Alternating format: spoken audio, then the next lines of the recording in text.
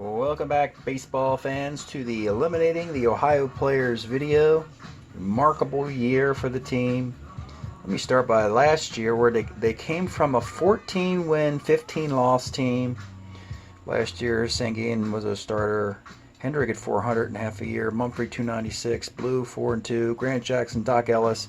They had no Mike Norris or Mike Easler. They were additions this year. And when you look at the contributions here, Hendrick again, monster year, 326. Jerry White, DeJesus at short. Cabell, Driesen had a monster postseason there. Not a lot of home runs for this team. Hendrick led them with 4. A lot of triples, though. Jerry Mumphrey had 7 triples in the 34 games played. Driesen had 11 doubles. 20 stolen bases sprinkled over 6 guys. Looking at some of the best cards for some of these guys. Easler, that's his best card, I believe. Probably Driesen's, probably Hendrick as well. I mean, they're going to have good cards moving forward, we believe, too, for this offense. And at 284, pitching, Doc Ellis is still hanging in there. He's getting up there in age, but what a year. 5-1 with a .176 ERA. In the bullpen, Grant Jackson, a lefty, normally gets righties out, did well, 7 saves, a 2.45 ERA. The MVP, Mike Norris, as the best player on the best team, got taken off the hook for a Game 5 loss as the game went in extra innings. Had a chance to go 9-1.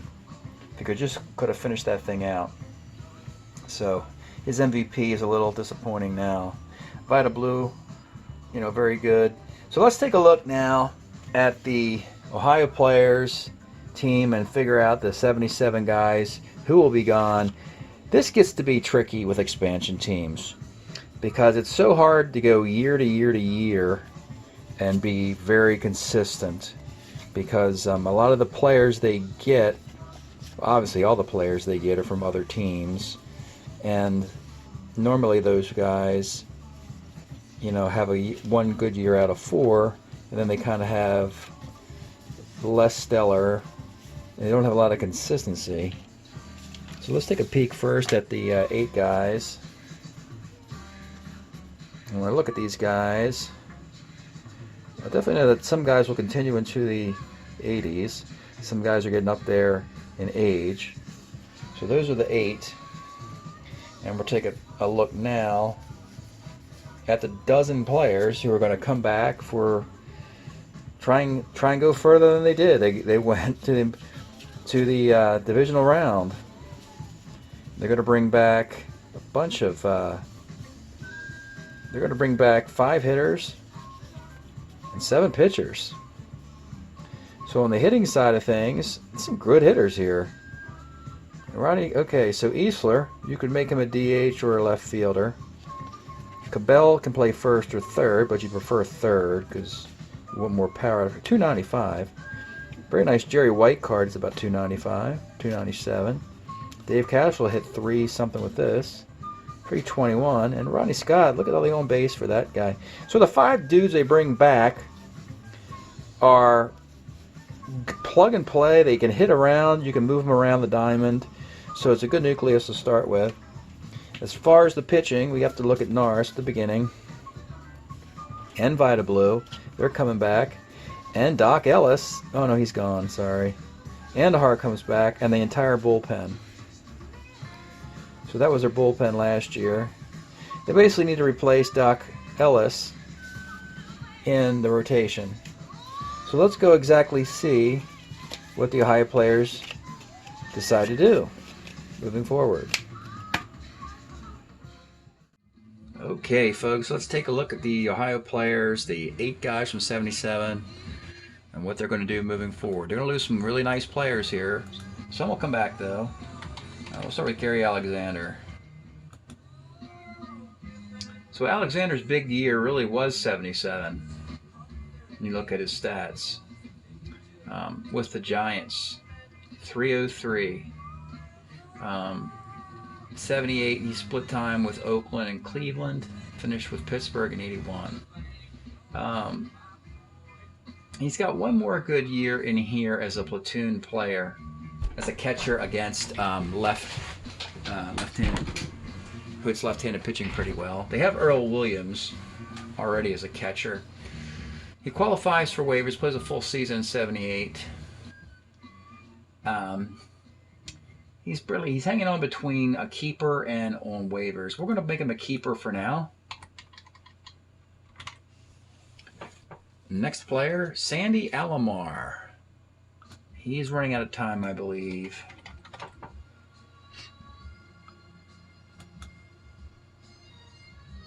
And he has one more year in '78, but look at that. Just a cup of coffee with Texas. So his career is over after that series we just played. So thank you, Sandy Alomar. It was a nice little run there. But they're going to have to find a new second baseman. All right, next up, Jerry Mumphrey, who does very well in this timeline. Mumphrey, 74 to 88. Mumphrey really had some great hitting years. 333, 336, 300. He stole a bunch of bases with the Padres, too. He was a really good player. He's a keeper. He's definitely a keeper. It's a question of which year we want to select. Goes to the Yankees. Hits 300. Hit it everywhere he played. Houston he hit for him. The Cubs he hit for him. Good player. So they're going to keep Jerry Mumphrey. All right, next up, Driesen. I think he'll be a keeper, too. 73 to 87. Got him off the Reds. Remember, the Reds couldn't keep everybody. It's a carryover league. You protect so many, and my goodness, all the guys the Reds had to protect. So they lost Driesen. Plays his whole career, well, through '84. Then he plays with Montreal and San Francisco, Houston, and St. Louis. We just had him bouncing all around or to an expansion team much earlier than expected. Once Ohio has their hands on this dude, they don't want to let the guy go. Interestingly, he has a little bit of a lull here. Some 250s, a 265, and a 236. And none of the years, interestingly, is over 800 OPS. So this is a curious card here. He's obviously a keeper, but you might want to think of trading him to someone else, like the Cincinnati Reds, that want him back. Do the Reds want Dan Driesen back? I'll have to look at that after the season and see if he wants to go back there. But he served his purpose quite well here in Ohio. All right, next up, Ivan DeJesus. Speaking of guys to be returned to their teams. DeJesus starts with the Cubs and goes to the Phillies. Not that one.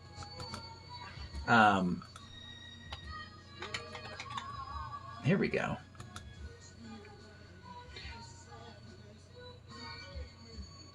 Has nice years with the Cubs through here.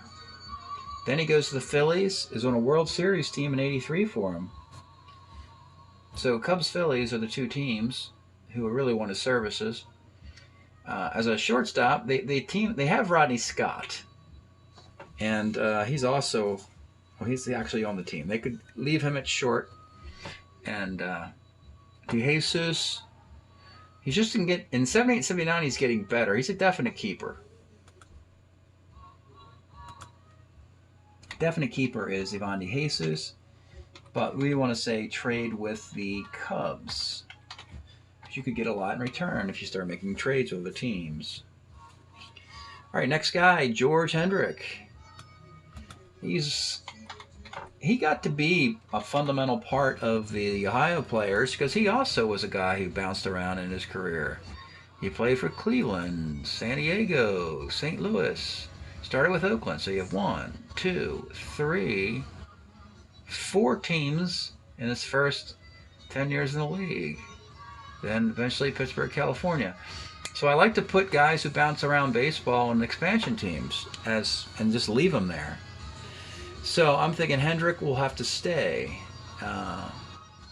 The Cardinals, he's with the Padres for one more year, and then the Cardinals. We'll keep Hendrick, but I would put trade with St. Louis. Interestingly, All three of these teams are in the National League North. The Reds, the Cubs, the Cardinals, and the other teams, the Pirates. The pirate this team has is Mike Easler, who just arrived with his 1980 card. You see, this is a lot of talent here, so it's not really much of a surprise as to why they had such a great season. All right, Earl Williams, he might be over with. Yes, I don't have to look any further. I can stop right here. His last year was 77. So he retires. Because he retires and is a catcher, it means keeping Alexander might be more of a priority. Because you're already losing one catcher in Earl Williams, who didn't play much. All right, so that's 7 hitters, and 5 of them we like. And we're thinking about trading some to get more assets. So we have one pitcher left, and it's Doc Ellis. And he pitches through to 79. Had a great 77 card with a couple different teams. 78 and 79 aren't particularly good years. So I would just put him on waivers. So he can, again, he's another guy, makes a perfect player for an expansion team. Look at the long list of teams: Pittsburgh, Yankees, Oakland, Texas, the Mets, and the Pirates. So I would let him go. You have too many great hitters. If you got and you already have 7 pitchers, so you can just sacrifice one of them. So 5, 1, and 2. They could decide, of all these hitters, these 5 hitters we looked at, Dreesen, Hendrick, and Mumphrey are the best 3. And then DeJesus and Alexander. DeJesus is probably the best hitter. He can hit at the top of the lineup. He's good defense, can steal bases. Gary Alexander's pretty much, at this point, just a platoon catcher who can hit left-handed pitching, not very good defensively. So he might be here. So let's put Gary Alexander just to make the math simple. Put him on waivers. Put a question mark there. And if that's how if they decide to not make any deals, then they're good to go, because they have the 4, 2, and 2 you need. 4 keepers, 2 waivers, 2 retired guys to go into the draft for next year. All right, that's it tonight. The incredible run of the Ohio players is over from the 77-80 carryover league. We'll see you next time.